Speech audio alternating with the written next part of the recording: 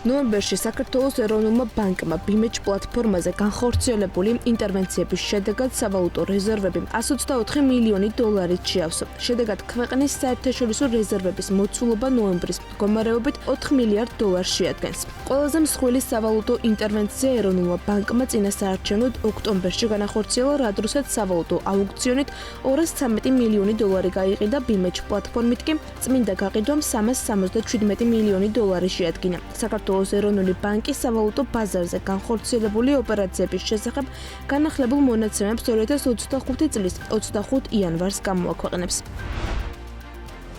გასული თვის განმავლობაში დეპოზიტების ლარიზაციის კოეფიციენტი 1%-ით შემცირდა და 48.3% შეადგინა. სების სადეპოზიტო სტატისტიკის მიხედვით ნოემბერში ლარის დეპოზიტები სულ 351 მილიონი ლარით 28 მილიარდ ლარამდე შემცირდა. ეს 2023 წლის მარტის შემდეგ დეპოზიტების ლარიზაციის ყველაზე დაბალი მაჩვენებელია. ამასთან აგვისტოს შემდეგ დეპოზიტების ლარიზაცია 3.9% პუნქტით არის შემცირებული. დეპოზიტების ლარიზაციის კლების პარალელურად 791 მილიონი ლარით გაიზარდა სავალუტო დეპოზიტების მოცულობა და ის 29.95 მილიარდ ლარს შეადგენს. ნოემბერში მთლიანად საბანკო სექტორში განთავსებული დეპოზიტების ზომა 440 მილიონი ლარით 57.96 მილიარდ ლარამდე გაიზარდა. სარეიტინგო სააგენტო Fitch-მა საქართველოს რკინიგზის საკრედიტო რეიტინგის მოლოდინი პოზიტიურიდან სტაბილურამდე შეამცირა. Fitch-ის მიერ მიღებული გადაწყვეტილება თანხმედრაშია საქართველოს სახელმწიფოს საკრედიტო რეიტინგის მოლოდინის გაუარესებასთან, რადგანაც რამდენიმე დღის წინ ორგანიზაციამ სახელმწიფოს სუვერენული რეიტინგის მოლოდინის სტაბილურიდან ნეგატიურამდე შეამცირა, რაც 2024 წლის განმავლობაში უკვე მეორე შემცირება, რადგანაც ზაფხულში რეიტინგის მოლოდინი პოზიტიურიდან სტაბილურამდე შემცირდა. ამასთან Fitch-მა უცვლელად დატოვა სახელმწიფოს რეიტინგი და ის კვლავ BB დონეზე შეინარჩუნა. Fitch აღნიშნავს, რომ საქართველოს რკინიგზა, როგორც საქართველოში სარკინიგზო ინფრასტრუქტურის და სარკინიგზო სერვისების მთავარი მიმწოდებელი წარმოადგენს ქვეყნის ერთ-ერთ სტრატეგიულ მნიშვნელოვან ობიექტს, ამიტომაც მის რეიტინგს სახელმწიფოს სუვერენულ რეიტინგზე ერთი საფეხურით დაბლა ინარჩუნებს. ნოემბერში საარსებო შემწეობის მიმღებთა რიცხვი 685,942-მდე გაიზარდა. წინა თვესთან შედარებით შემწეობის მიმღებთა რაოდენობა დაახლოებით 1500-ით გაიზარდა. თითქმის 686,000 სოციალური შემწეობის მიმღებიდან 228,000-ზე მეტი სახელმწიფოს დასაქმებული ჰყავს სპეციალურად შექმნილი პროგრამით, რომლის ფარგლებშიც ამ ადამიანებს 4 წლის განმავლობაში უნარჩუნდებათ სოციალურად დაუცველი სტატუსი და შესაბამისად სახელმწიფო დახმარება. ნოემბერში შემწეობის მიმღებებზე ჯამში 70 მილიონი ლარზე მეტი დაიხარჯა. აქ შედის როგორც საარსებო შემწეობის გაცემა, ასევე სახელმწიფო დასაქმების პროგრამის ფარგლებში გადარიცხული თანხა. 2025 წლის ბიუჯეტით სოციალურ დახმარებაზე, სადაც საარსებო შემწეობა შედის, ჯამში 1.6 მილიარდი დოლარზე მეტი დაიხარჯა. საქართველოში საარსებო შემწეობის პროგრამა ფინანსურად ეხმარება ყველაზე ღარიბ ოჯახებს, რომელთა სარეიტინგო ქულა 100,001-ზე ნაკლებია. სარეიტინგო ქულას განსაზღვრავს სოციალური მომსახურების სააგენტო და ის ასევე ოჯახის შემოსავალსა და ქონებას. მას შემდეგ, რაც მთავრობამ საზოგადოებრივი დასაქმების ხელშეწყობის სახელმწიფო პროგრამა ამოქმედა იმ პირებს, რომლებიც ამ პროგრამაში არიან ჩართულნი, სააგენტო აღარ ამოწმებს და სტატუსი 4 წლის განმავლობაში უცვლელად უნარჩუნდებათ. ბოლო თვეების განმავლობაში ქვეყანაში შექმნილი არასტაბილურობა და დასავლეთისგან იზოლაცია საცხოვრებელ უძრავ ქონებასთან ერთად კომერციული უძრავი ქონების სეგმენტზეც აისახება. ყველაზე მკვეთრად მოთხოვნა საოფისე ფართებზეა შემცირებული, როგორც იჯარის, ასევე განსაკუთრებით ყიდვის ნაწილში. როგორც კომპანია საკურა პროპერტიში აცხადებენ, მიუხედავად იმისა, რომ ბიზნეს ცენტრები შექმნილ ვითარებაში მოიჯარეებს ფართებს შედარებით იაფად სთავაზობენ, ბიზნესი გაფართოებისგან თავს იკავებს და განსაკუთრებით დიდი ზომის საოფისე ფართებზე მოთხოვნა მკვეთრადაა შემცირებული. რაც შეეხება გაყიდვებს, შექმნილ არასტაბილურ ვითარებაში საოფისე და კომერციული ფართების რეალიზაცია ფაქტობრივად გაჩერებულია. არაერთი გარიგება კი ჩაიშალა. ვინაიდან დღეს ასეთი პოლიტიკური სიტუაცია გვაქვს, სადაც ბიზნესებმა არ იციან რა ელის მომავალში, ძალიან ბევრი ბიზნესი თავს იკავებს ახალი საოფისე ფართის მოძიებისგან, ვინაიდან არ იცის რა იქნება ხვალ. და ეს ტენდენცია ნელ-ნელა გამოჩნდა და ახლა ძალიან ჩანს, უკვე დაახლოებით სექტემბრის დასაწყისიდან, სადაც უფრო იკლებდა ოფისის იჯარის მოთხოვნა.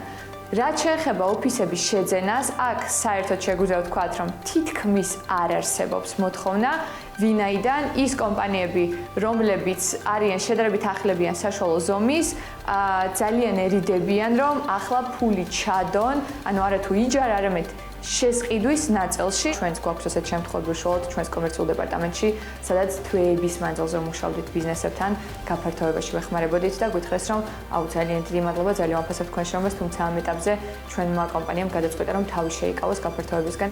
ის რომ პოლიტიკური სტაბილურობა ბიზნესის გეგმებზე აისახება და კომერციულ ფართებზე მოთხოვნა მკვეთრადაა შემცირებული, ადასტურებენ უძრავი ქონების ეროვნულ ასოციაციაშიც. ასოციაციაში ამბობენ, რომ ტრანზაქციების კლება განსაკუთრებით 28 ნოემბრის შემდეგ ფიქსირდება, როდესაც ქართულმა ოცნებამ ევროინტეგრაციის პროცესი ოფიციალურად გააჩერა. ასოციაციაში ამბობენ, რომ მოთხოვნა შემცირებულია როგორც საოფისე, ასევე რითეილ სექტორის მიმართულებით.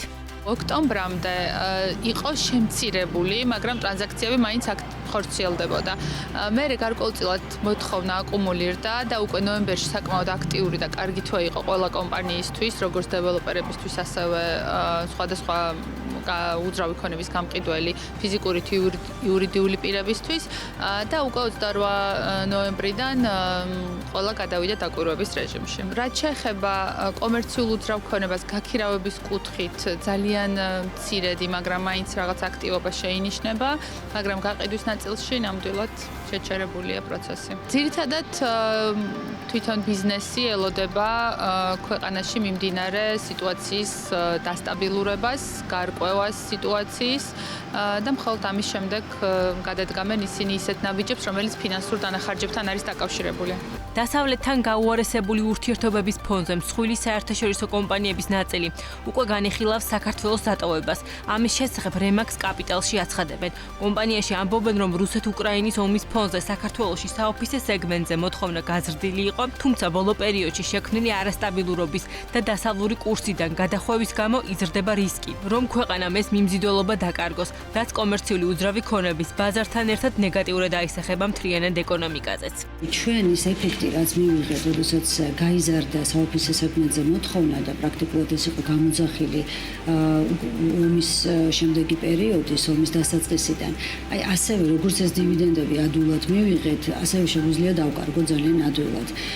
იმიტომ რომ ის საერთაშორისო კომპანიები და ჩვენ საკმაო რაოდენობის კომპანიები დავაბინავეთ, ასე ვთქვათ, ოფისი მოუძებნეთ იმ პერიოდში.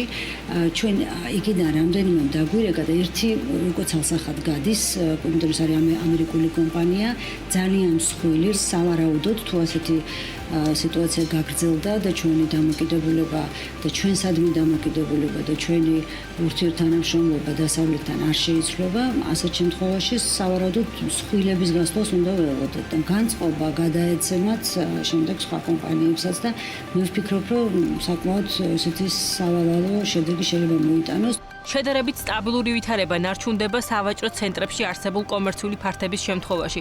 მოთხოვნა ამ მიმართულებითაც შემცირებულია, თუმცა იქიდან გამომდინარე, რომ გასულ პერიოდში ამ სეგმენტში მიწოდების მკვეთრი დეფიციტი იყო, მოთხოვნის კლება მსგავს ფართებზე ნაკლებად შესამჩნევია. 6 ქვეყანაში საქართველოს ელჩების, შტატებში დავით ზალკალიანი, ბულგარეთში ელჩ ოთარ ბერძენიშვილი, ნიდერლანდებში დავით სოლომონია, ლიეტუვაში სალომე შაფიქიძე, ჩეხეთში თეა მაისურაძეზე და პორტუგალიაში გიორგი მირცხულოვაზე თანამდებობიდან გათავისუფლების შესახებ წინადადებების პრეზიდენტისთვის წარდგენის თაობაზე მთავრობამ შესაბამისი განკარგულებები გამოსცა. მირცხულოვას გარდა 5-მა ელჩმა თანამდებობები მას შემდეგ დატოვეს, რაც 28 ნოემბერს ოცნების მთავრობამ ევროკავშირში გაწევრიანების მოლაპარაკებების შეჩერების გადაწყვეტილება მიიღო, ხოლო გიორგი მირცხულოვას თანამდებობიდან გათავისუფლების მიზეზად როტაციის წესით მივლინების ვადის გასვლა სახელდება. 28 ნოემბრის შემდეგ თანამდებობა დატოვა იტალიაში საქართველოს ელჩის მოვალეობის შემსრულებელმა ირაკლი ვეგუამაც. გარდა ამისა, არის ქვეყნები, სადაც საქართველოს არ ჰყავს დანიშნული ელჩები და მათ ფუნქციას მოვალეობას შემსრულებლები ასრულებენ. მათ შორისაა საფრანგეთის. საფრანგეთში საქართველოს უკვე ყოფილმა ელჩმა გოჩა ჯავახიშვილმა თანამდებობა მიმდინარე წლის გაზაფხულზე ოცნების მიერ რუსული კანონის მიღების შემდეგ დატოვა. იმის გათვალისწინებით, რომ საქართველოს ელჩებს და დიპლომატიური წარმომადგენლობების ხელმძღვანელებს მთავრობის წარდგინებით ნიშნავს და ათავისუფლებს საქართველოს პრეზიდენტი. როგორც ჩანს, ოცნების მთავრობა მის მიერ არჩეული პრეზიდენტის მიხეილ ყაველაშვილის უფლებამოსილების ამოქმედებას ელოდება იმისთვის, რომ ელჩების ვაკანტური ადგილები შეავსოს. საჯარო მოსამსახურეები დამოუკიდებელ პროფესიულ კავშირს აფუძნებენ, რისთვისაც დამფუძნებელმა განაცხადი რეგისტრაციისთვის იუსტიციის სახლში წარადგინა. ორგანიზაციას სახელწოდებით საჯარო მოსამსახურეთა დამოუკიდებელი პროფესიული კავშირი კონსტიტუციის 78 მუხლი არასრულად წარმოადგენს საჯარო სექტორში დასაქმებულ იმ პირებს, რომლებმაც საჯარო განცხადებებით გამოხატეს ერთგულება საქართველოს კონსტიტუციის 78 მუხლში გაცხადებული საქართველოს მოსახლეობის ნებისა და სახელმწიფოს ეროვნული ინტერესების მიმართ, რაც გულისხმობს ქვეყნის სუვერენიტეტის, ტერიტორიული მთლიანობის, ევროპული და ევროატლანტიკური მისწრაფებების დაცვას. საჯარო მოსამსახურეთა დამოუკიდებელი პროფესიული კავშირი მიზნად საჯარო მოსამსახურეების შრომითი, სოციალურ-ეკონომიკური, სამოქალაქო პოლიტიკური უფლებებისა და სამართლებრივი ინტერესების დაცვას, საჯარო მოსამსახურეების სამუშაო პირობების, ანაზღაურებისა და სოციალური უზრუნველყოფის გაუმჯობესებასა და ხელშეწყობას, საჯარო მოსამსახურეებისთვის სამართლებრივი დახმარებისა და კვალიფიციური კონსულტაციის გაწევას, ასევე ადვოკატირებას ისახავს. მათ მიერ გავრცელებული განცხადების მიხედვით ორგანიზაცია დაფუძნებისთანავე დღის წესრიგში დააყენებს საჯარო მოხელეებთან დაკავშირებულ საკანონმდებლო ცვლილებებს, რომელსაც აფასებს როგორც პოლიტიკური წმენდის დაკანონებას. აქვე ნათქვამია, რომ პროფესიული კავშირი მზადაა მიმართოს კანონის ფარგლებში არსებულ ყველა ზომას და დაიცვას საჯარო მოსამსახურეების უფლებები. პოლიტიკურ კრიზისს მთავრობა ჯიუტად არ აღიარებს, რაც მიგვიყვანს კიდევ უფრო ღრმა კრიზისამდე, ვიდრე დღეს ვართ. ამის შესახებ ყოფილმა საგარეო საქმეთა და თავდაცვის მინისტრმა გელა ბეჟუაშვილმა საქმიან დილაში სტუმრობისას განაცხადა. მისი თქმით, ნებისმიერი დემოკრატიული მმართველი ყურად იღებდა საზოგადოების დიდი ნაწილის შეშფოთებას და აუცილებლად გადადგამდა პოლიტიკურ ნაბიჯებს კრიზისის დასაძლევად. ბეჟუაშვილის შექმნილი კრიზისიდან გამოსავალს პოლიტიკურ ოპონენტებთან დიალოგში ხედავს და აცხადებს, რომ ყველა დემოკრატიულ საზოგადოებაში უკვე იქნებოდა საუბარი ახალი არჩევნების პარამეტრებზე, ვადებზე და მზადებაზე ახალი არჩევნებისთვის. პოლიტიკური კრიზისი აშკარა ქვეყანაში ყველა სესმის გარეთ ძალიან ბევრ ადამიანს უმრავლესობას ჩემი აზრით ესმის საქართველოში, მაგრამ ჯიუტად ხელისუფლება ამას არ აღიარებს და ამის არ აღიარება ეს მიგვიყვანს ჩვენ კიდევ უფრო ღრმა კრიზისამდე, ვიდრე დღეს ვართ. ჩემი შეფასებით ჩვენ ჯერ არ ვართ ფსკერზე, არის გამოსავალი, არის შანსი, მაგრამ ფსკერამდე მივალთ თუ ესე გავაგზავნებთ იგნორი ღრმა პოლიტიკური კრიზისი. პოლიტიკური გამოსავალი ამ კრიზისიდან არის პირველ ეტაპზე საუბარი, დიალოგი ოპონენტებთან და არა პროპაგანდით და არა აგრესიული ძახილით, რომ რადიკალებს არ ველაპარაკებით. დღეს ჩემი შეფასებით ხელისუფლება ბევრად უფრო რადიკალურია, ვიდრე ის ადამიანები, ვინც ქუჩაში დგას. ბევრად. და ეს არანორმალურია. და მეორე, ყველა დემოკრატიულ საზოგადოებაში ამ კრიზისს მოყვებოდა არჩევნები. ნებისმიერ ქვეყანაში, რომელსაც ქვია დემოკრატია, უკვე იქნებოდა საუბარი ახალი არჩევნების პარამეტრებზე, ვადებზე. საქართველოში ნოემბერში რუსული გაზის იმპორტი წლიურად 3-ჯერ გაიზარდა. 2024 წლის ნოემბერში გაზრდილია როგორც რუსული გაზის იმპორტი, ასევე მთლიანი იმპორტში მისი წელიც. საქსეთის მონაცემებით 2023 წლის ნოემბერში რუსული გაზის წილი მთლიან იმპორტში დაახლოებით 15% შეადგენდა წელს, ეს მაჩვენებელი 30%-მდე გაიზარდა. რაც შეეხება 2024 წლის 11 თვის მაჩვენებელს, წელს საქართველომ 326 მილიონი დოლარის ბუნებრივი აირი იყიდა, აქედან 217 მილიონის აზერბაიჯანში, 100 მილიონის კი რუსეთში. საერთო ჯამში წელს რუსული გაზის წილმა მთლიან იმპორტში 33% შეადგინა, მაშინ როცა გასული წლის 11 თვეში ეს მაჩვენებელი 24.5% იყო. აჭარაში ნარინჯისფერი რთველი სრულდება. ჯერჯერობით უცნობია რაოდენობის მოსავალი აიღეს ფერმერებმა, თუმცა აჭარის მთავრობა და სოფლის მეურნეობის მინისტრი მიმდინარე სეზონის შედეგებს იწონებენ. ამბობენ, რომ მოსავლის დაბინავება და ექსპორტზე გაგზავნა დროულად მოხდა. მათი თქმით, ამ დროისთვის 28,000 ტონამდე მანდარინია ექსპორტირებული. 28,000 ტონაზე მეტი არის უკვე ექსპორტზე გასული და სხვადასხვა ბაზრებზე რა თქმა უნდა და ეს ყველაფერი ხელს უწყობს იმას, რომ მოსავლის დაბინავება შეუფერხებლად ხორციელდებოდეს. ადგილზე მოვინახულეთ გადამამუშავებელი საწარმო, რომელიც ახლახანს გაიხსნა, ძალიან მნიშვნელოვანი არის ასეთ საწარმოს ფუნქციონირება, რადგან ერთობლიობაში ეს ყველაფერი ქმნის ღირებულებათა ჯაჭვს, რომელიც მთლიანად გამართულ პროცესს ქმნის უკვე სოფლის მეურნეობის პროდუქციის როგორც წარმოების, ასევე გადამუშავების. მიმდინარე წლის ნარინჯისფერ თვალს წარმატებულად არ თვლის ფერმერების ნაწილი. მათი თქმით, დეკემბრის პირველ ნახევარში გასაყიდი მანდარინის ფასი თითქმის განახევრდა, რის გამოც ფერმერებმა მოსალოდნელ შემოსავალზე ნაკლები თანხის მიღება შეძლეს.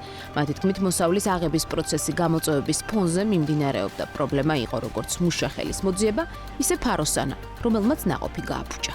უკვე როცა ციტრუსის სეზონი აქტიურ ფაზაში შევიდა, ეს იყო დეკემბრის პირველი დეკადა, პრაქტიკულად ციტრუსის ფასი დაეცა 40-50 თეთრამდე რა. მაშინ როცა სეზონის დასაწყისში აქტიურად იყო მოთხოვნა, როცა ნედლეულის ფასი ეცემა პირობიდან 1 ლარიდან 40-50 თეთრამდე ეცემა, რა თქმა უნდა ექსპორტიორს ეძლევა შესაძლებლობა თუ ქონდა დაგეგმილი თავისი ფინანსური რესურსიდან გამომდინარე 1000 ტონის რეალიზაცია ეძლევა შესაძლებლობა თუნდაც ორჯერ მეტი გაიტანოს, ხო? ეს ზრდის ავტომატურად მოცულობას ექსპორტის, მაგრამ სარგებელი გაიზარდა, მოდი ფერმერისთვის მისაღები თანხის მოცულობა, სარგებელი გამდიდრდა ჩვენი ფერმერი პირობითად. სოფლის მეურნეობის სამინისტროს ინფორმაციით ამ დროისთვის უკვე გადამუშავებულია 5400 ტონა არასტანდარტული ნაყოფი, რომლისთვისაც წელს რეკორდული ოდენობის სუბსიდია გაიცა. სუბსიდიის ჯამურმა მოცულობამ 1,900,000 ლარი შეადგინა. როგორც ცნობილია, წელს არასტანდარტული 1 კილოგრამი მანდარინის სუბსიდირება 10 თეთრით 30-დან 40 თეთრამდე გაიზარდა. ფერმერების ნაწილი ამ გადაწყვეტილებით კმაყოფილია, თუმცა ამბობენ, რომ მოსავლის რაოდენობა გასულ წელთან შედარებით შემცირდა, რისი მიზეზიც არასახარბიელო კლიმატური პირობები იყო. შარშან რო იყო ისეთი ხარისხი ვერ არის. შარშან წენოლი ხარისხი. ჩემო არ გვიჭირს ესა. არ გვიკვირს ჩვენ და ჩვენ გაგვიკვირდა და ისეთ წემები იყო. იმდენი ხანი დაიწყო და ამა ყველაფერმა იმოქმედა რა. ჩვენ 13 ტონა ჩავიბარეთ უკვე და აი ვაგრძელებთ. ყოველდღიურად ვაგრძელებთ ეს ასტანას 5000 გვინდა რომ გადავამუშავოთ. 5000-6000 გამოგვივიდა. დღეს მდგომარეობით გადამუშავებული გვაქვს დაახლოებით 2700 ტონა არასტანდარტული ნაყოფი. პროცესი მიმდინარეობს შეუფერხებლად. ფერმერი ღებულობს 40 თეთრს, სადაც 35 თეთრი გახლავთ სახელმწიფოს მიერ გაღებული სუბსიდია, ხოლო 5 თეთრი ჩვენი საწარმოს მიერ გადახდილი თანხა. საექსპორტო ციტრუსის მთავარი სარეალიზაციო ბაზარი კვლავ რუსეთია, რაც ექსპორტიორი კომპანიების ნაწილისთვის პრობლემაა. ამბობენ, რომ ბაზრების დივერსიფიცირება ვერ ხერხდება, რის გამოც მალფუჭებადი პროდუქციის რეალიზაციის მიმართულებით რისკები მაღალია. ასევე მათი თქმით, მაღალი მოთხოვნის მიუხედავად ევროკავშირის წევრ სახელმწიფოებში დღეს ქართული მანდარინი ვერ იყიდება, რადგან მოთხოვნილი სტანდარტის დაკმაყოფილება ვერ ხდება. ევროკავშირის ბაზარზე მაგალითისთვის გეტყვით, აი მაგალითად პოლონეთში, ჩვენ ძალიან დიდ მეგობრებთან, არე ძალიან ბევრი მოთხოვნა, მაგრამ ვერ ხერხდება. რაღაც ათელი ვარიანტები იყო, გაიგზავნა თითო ორი მანქანა გაიგზავნა, წლების წინ არაფერი განვითარება არ პოვა ამას. იმიტომ რომ არა ვარ ჩვენ ამის იმსა და ამას ჭირდება ძალიან ბევრი მუშაობა და ამას რა ჭირდება პირველ რიგში, იცი ბილიონების დასუბსიდირება საკონსერვო გადამუშავებაზე, ეგ კი არ არის საქმე. საქმე არის თანხები მიიმართოს თუ საერთოდ სახელმწიფო უნდა ჩაერიოს ამაში წარმოების პროცესში. მიიმართოს რომ ხარისხიანი პროდუქცია აწარმოოს ფერმერმა. 30 დეკემბერს დადებს სოფლის მეურნეობის სამინისტრო რომ სეზონმა წარმატებით ჩაიარა, გაიყიდა ექსპორტზე ამდენი ტონა მანდარინი, გასულ წელთან შედარებით, ყოველ წელს გასულ წელთან შედარებით იზრდება ექსპორტის მოცულობა. ექსპორტის მოცულობა თუ იზრდება, წარმოება რატო არის? სტატისტიკის მიხედვით სექტემბერ-ნოემბერში უცხოეთში $5,400,000 ადგილობრივი ციტრუსი გავიდა ექსპორტზე. 2023 წლის ამავე პერიოდში ექსპორტი $3 მილიონს აჭარბებდა. მათ შორის მხოლოდ ნოემბერში საექსპორტო ბაზრებზე $5,100,000 ციტრუსი გაიგზავნა. სექტემბერ-ნოემბერში რუსეთში საქართველოდან $4 მილიონ-ზე მეტი მოცულობის 6600 ტონა ციტრუსი გავყიდეთ. მეორე ადგილზეა სომხეთი, 2120 ტონა ექსპორტირებული ციტრუსით, ხოლო მესამე ადგილს უკრაინა იკავებს. აღსანიშნავია, რომ ჯამურად რეექსპორტის ჩათვლით ციტრუსის ექსპორტმა სექტემბერ-ნოემბერში $7,400,000 შეადგინა. თხილი და სხვა კაკალი ერთ-ერთია იმ პროდუქტთა შორის, რომლის ექსპორტით საქართველოში აჭარბებს იმპორტს. წელს თხილისა და სხვა კაკლის ექსპორტი გაზრდილია თანხობრივად, თუმცა მოცულობით მცირედით შემცირდა. მაგალითად 2024 წლის 11 თვეში $90 მილიონი 15,000 ტონა თხილი გავყიდეთ საზღვრებს მიღმა, მაშინ როცა გასული წლის ანალოგიურ პერიოდში $79 მილიონი ღირებულების 16,751 ტონა თხილი გავიდა. ეს ნიშნავს, რომ ქართული თხილის საექსპორტო ფასი წელს დაახლოებით 27%-ითაა გაზრდილი. რაც შეეხება საექსპორტო ქვეყნებს, წელს ქართული თხილი და სხვა კაკალი ყველაზე დიდი რაოდენობით იტალიაში გავიდა, სადაც $14 მილიონი ღირებულების 3,000 ტონამდე თხილი გავყიდეთ, მას მოჰყვა ესპანეთი $12 მილიონი 1664 ტონით და გერმანია $2 მილიონი 1199 ტონა თხილის ექსპორტით. ხუთეულში შედის საფრანგეთი და სომხეთიც. თხილის იმპორტს რაც შეეხება წელს ეს მაჩვენებელიც გაიზარდა 2024 წლის 11 თვის განმავლობაში საქართველოში 40 მილიონი დოლარის 8700 ტონა თხილის იმპორტი განხორციელდა მაშინ როცა გასული წლის ანალოგიურ პერიოდში იმპორტმა 17 მილიონი დოლარის ღირებულების 6140 ტონა შეადგინა. მონაცემები აჩვენებს იმასაც, რომ საქართველოს თხილისა და სხვა კაკლის იმპორტი გაუძვირდა. მთავარი საიმპორტო ბაზარი კი ამერიკაა, საიდანაც წელს 21 მილიონი დოლარის ღირებულების 3500-მდე ტონა თხილი და სხვა კაკალი შემოვიდანეთ. მას მიჰყვება თურქეთი და უზბეკეთი თითქმის თანაბარი რაოდენობით და ჩინეთი, საიდანაც 11 თვეში 3.8 მილიონი ღირებულების 1000 ტონა თხილი და კაკალი შემოვიდანეთ. მოცვის ბაზარზე არ ფიქსირდება დომინანტი ეკონომიკური აგენტი, ასევე ადგილი არ აქვს ჯგუფურ დომინანტურ მდგომარეობას. კონკურენციის სააგენტომ მოცვის ბაზრის მონიტორინგი დაასრულა, რომლის ფარგლებში 2020-2024 წლებში კონკურენტული გარემო შეფასდა. კვლევამ აჩვენა, რომ ბაზრის ექსპორტის დონე დაბალკონცენტრირებულია, ხოლო 2023-24 წლებში ინდექსი მხოლოდ მცირედით აღემატება დაბალკონცენტრირებული ბაზრის მაქსიმალურ ზღვარს. ამასთან მზარდია ექსპორტიორი კომპანიები. 2024 წლის მდგომარეობით ექსპორტს 51 კომპანია ახორციელებდა. პრაქტიკულად ყოველწლიურად ცვალებადია ბაზარზე მოქმედი ყველაზე მსხვილი ეკონომიკური აგენტი, ასევე ცვალებადია ბაზარზე მოქმედი 5 ყველაზე მსხვილი ეკონომიკური აგენტის შემადგენლობაც 2020-2024 წლის პერიოდში 5 უმსხვილესი კომპანიის წილი 54%-დან 63%-ის არეალში იყო წარმოდგენილი. კონკურენციის სააგენტოს შეფასებით, მოცვის შესაბამისი ბაზრის ექსპორტის დონეზე არ გამოიკვეთა კონკურენციის კანონმდებლობის დარღვევის რისკები. თითქმის ერთი თვე აქ ქვეყანაში საპროტესტო აქციები გრძელდება. რუსთაველის გამზირსა და სხვადასხვა ქალაქში გამოსული მოქალაქეები ქართული ოცნების ანტიევროპულ გადაწყვეტილებას აპროტესტებენ.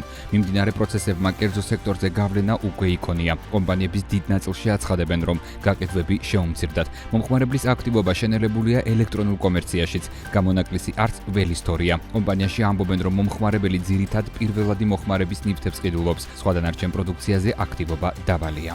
დღესდღეობით ინტერნეტში სხვა აქტივობა ფაქტობრივად არაფერი არ ხდება, გარდა იმ მოვლენების გაშუქებისა და ამ მოვლენების შესახებ ინფორმაციის გაცნობისა, რასაც მომხმარებელი ძირითადად აკეთებს. ერთი საინტერესო ტრენდი, რაც დავიჭირეთ მომხმარებლის ქცევის შეცვლის თვალსაზრისით, არის, რომ ჩვენთან ძალიან ბევრი სასაჩუქრე შენაძენებს აკეთებს, ჩვენ სასაჩუქრე შეფუთვაც გვაქვს, ძალიან მოხერხებული პროდუქტია და ჯერჯერობით, როგორც ჩანს, ადამიანები საჩუქრებზე და საახალწლო საჩუქრების გაცვლაზე თუ Secret Santas თამაშზე ჯერჯერობით აფიქრებენ.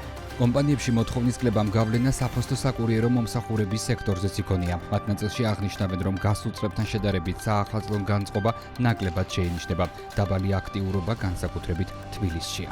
ყველაზე მეტად აქტიური ჩვენ ბიზნესში არის ბოლო თვეები, რომელსაც შეადგენს პიკ სეზონი. მიმდინარე მოვლენებმა ჩვენ ქვეყანაში სამწუხაროდ ძალიან ნეგატიური გავლენა იქონია. ქვეყანაში არსებული სიტუაცია არც ისე კარგ განწყობას ქმნის და ყველა მიმართულია იქითკენ, რომ პროცესებს დაელოდოს, რაღაცაზე თავი შეიკავოს, ეს ყველაფერი გავლენას ახდენს მიწოდების ჭრილში.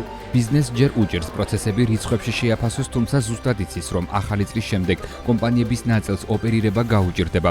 როგორც ისინი აცხადებენ, დღეს წინა საახალწლოდ არსებული მცირე აქტიურობაც კი რამდენიმე დღეში დასრულდება. ბიზნესი ელის, რომ ახალი წლიდან მოსახლეობის ნაწილი ფულის დაზოგვაზე გადავა, ნაწილის ფინანსური მდგომარეობა კი გაუარესდება. არ იქნება ადვილი გადარჩენა, შესაბამისად, რაც იმას ნიშნავს, რომ არ იქნება ადვილი სამუშაო ადგილების შენარჩუნება და რანაირად და როგორ მოახერხებს, ეხლა ამაზე ლაპარაკი ძალიან რთულია, მაგრამ ძალიან რთული და მძიმე პერიოდი გველოდება. თუ ჩვენ შევინარჩუნებთ იმ პოლიტიკურ სტატუსს, რაც დღეს გვაქვს, თუ დავხუჭავთ თვალებს, თუ ვიტყვით იმას, რომ რუსთაველის გამზირზე 5000 კაცი დგას მხოლოდ, თუ ვიტყვით იმას, რომ არ გჭირდება ევროპელი მეგობრები, თუ ვიტყვით, რომ არ გჭირდება ამერიკასთან სტრატეგიული პარტნიორობა, ნამდვილად სიღარიბე გვემუქრება. კერძო სექტორის სიტუაციის დეესკალაციას ითხოვს. ახალი არჩევნები ბიზნესის მთავარი მოთხოვნაა. ქვეყანაში მიმდინარე პროცესების გაუარესების შემთხვევაში კომპანია UPS-ში არ გამორიცხავენ, რომ მან სამომავლოდ საქართველოს დატოვოს. ზოგადია საქართველოს დატოვოს UPS-მა. თუ იმდენად რთული გახდა ოპერირება, შესაძლებელია, რა თქმა უნდა, იმიტომ რომ მსგავსი ტიპის მცირე ბაზრები არ არის ისეთი მნიშვნელოვანი, რომ გადაწყვეტილების მიღება საკმაოდ რთული იყოს. 2023 წელს საფოსტო და საკურიერო საქმიანობით დაკავებული საწარმოების შემოსავლებმა 187 მილიონი ლარი შეადგინა. წლევანდელი სტატისტიკა ჯერ უცნობია, თუმცა დიდი განსხვავება მოსალოდნელი არ არის. მნიშვნელოვან ფინანსურ გამოწვევებს სექტორი მომავალი წლიდან ელის.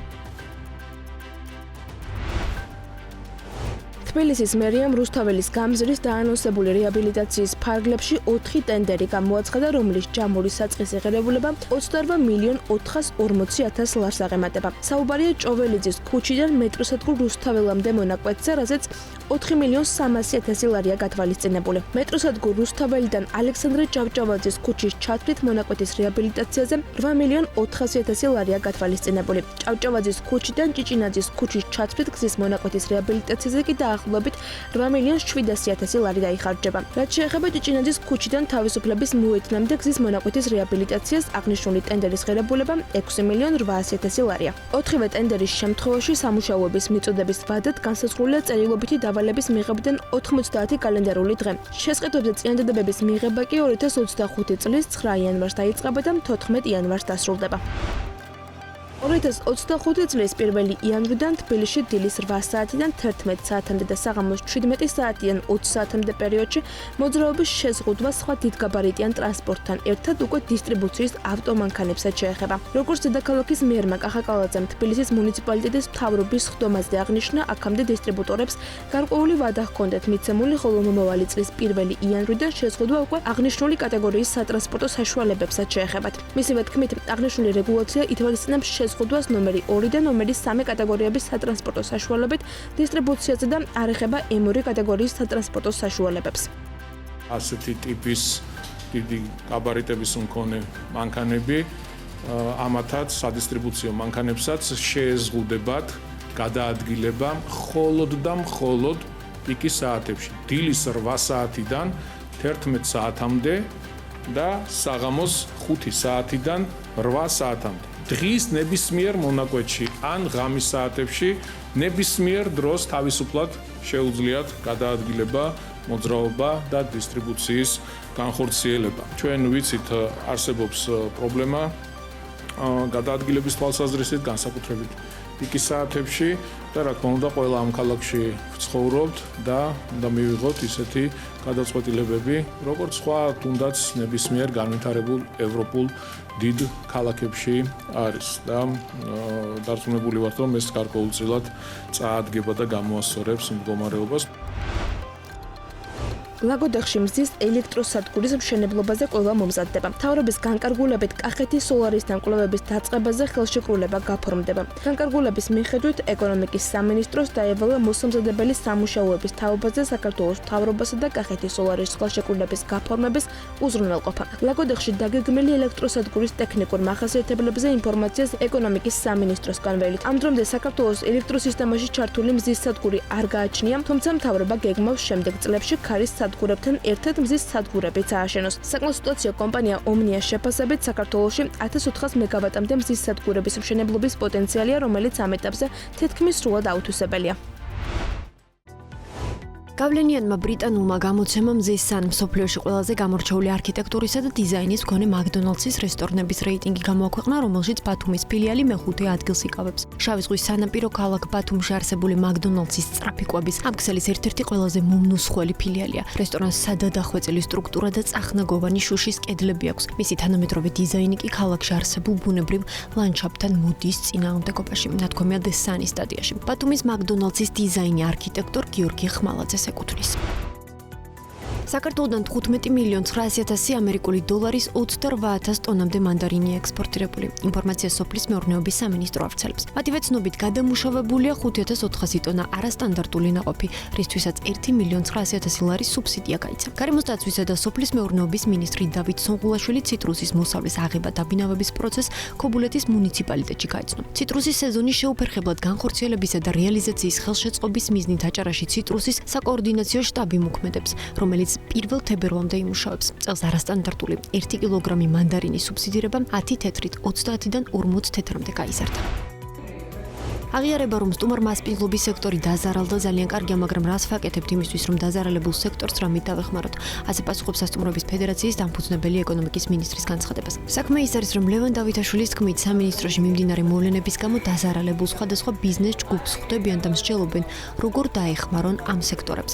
როგორც შალვა ალავერდაშვილმა BMG-ს განუცხადა, ჯერჯერობით ეკონომიკის სამინისტროდან მათთან კომუნიკაცია არ ყოფილა. შესაბამისად, სექტორის წარმომადგენლები ლევან დავითაშვილთან შეხვედრას ითხოვენ. ისევე თქმით, აუცილებელია, რომ ქვეყანაში შექმნილი არასტაბილურობის ფონზე მთავრობა დაზარალებულ ტურიზმის დარგს დაეხმაროს. თუმცა მისვე განცხადებით, მსგავსი მოლოდინის მიუხედავად მიმდინარე წლის მაისში მთავრობისგან ქონების გადასახადის გადავადებაზე უარი მიიღეს. სასტუმროების ფედერაციის დამფუძნებლის თქმით, ქვეყანაში არსებული არასტაბილურობის ფონზე ტურიზმის დარგში კვლავ რთული ვითარება ნარჩუნდება და თბილისის ცენტრალურ უბნებში სასტუმროებში დეკემბრის განმავლობაში ჯავშნების 70% გაუქმებულია.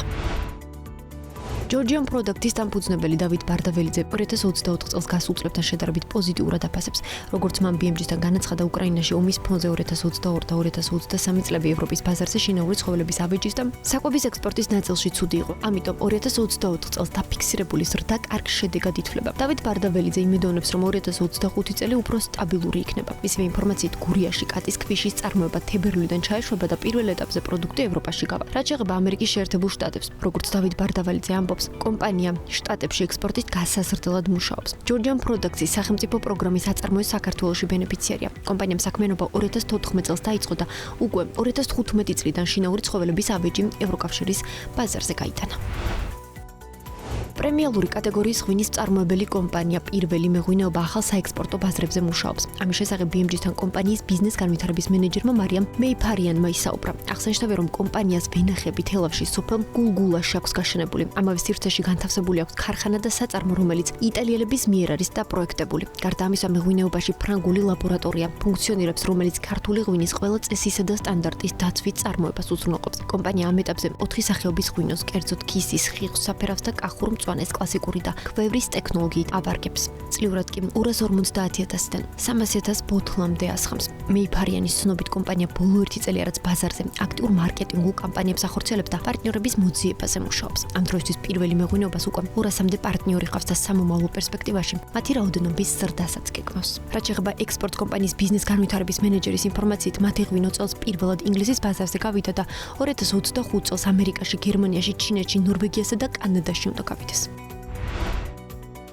თებერვლის შუა რიცხვებამდე ფასთან მიმართებაში სტაბილურობა იქნება. ამის შესახებ ქულის წარმოებელთა ასოციაციის ხელმძღვანელი ლევან სილაკავა BMG-სთან საუბრობს. მის ინფორმაციით, მათმა სექტორმა მთელი წლის განმავლობაში სტაბილურად იმუშავა, ვინაიდან საერთაშორისო ბაზრებზე ფასები ნორმალური იყო. რაც შეეხება ბოლო თვეებში განვითარებულ მოვლენებს, იმის მიუხედავად, რომ დეკემბერში სექტორი ხორბლის მარაგებს აკეთებს, არსებობს გამოწვევა, რომ თუ კრიზისი გრძელვადიან პერიოდში გაჭიანურდა, არსებობს ლარის კურსის გამოწვევაც. სილაკავას ინფორმაციით, ერთი ხარისხის ერთი ტომარა ფქვილის ფასი 52 ლარის ფარგლებშია. ის პურთან მიმართებაში პირდაპირ კორელაციაშია, რომელიც ჯერჯერობით უზრუნველყოფილია. ფქვილის წარმოებელთა ასოციაციის ხელმძღვანელი დასცენს, რომ თებერვლის შუა რიცხვებამდე ფასთან მიმართებაში სექტორი სტაბილურობას შეინარჩუნებს. ამასთან იქიდან გამომდინარე, რომ საქართველოს ხორბალზე იმპორტ-დამოკიდებულია, დოლარის კურსი და მოსალოდნელი ტენდენციები მნიშვნელოვანი ფაქტორები იქნება ფასის კორელაციისას.